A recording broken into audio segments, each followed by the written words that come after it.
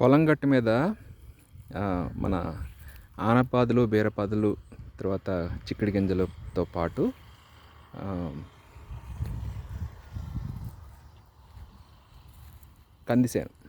కంది మొక్కలు పెట్టాను. దాంతోపాటు పర్మనెంట్గా ఒక పోమోగ్రానేట్, ఒక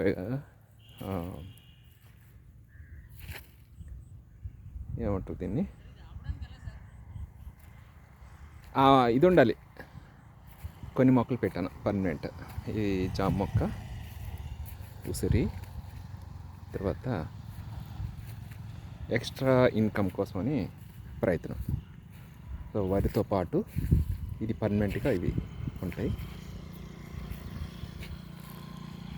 సో ఎలా యూటిలైజ్ చేసుకోవాలి గట్టుని మడి చుట్టూ ఉన్న గట్టుని, ఇది ఒక పద్ధతి.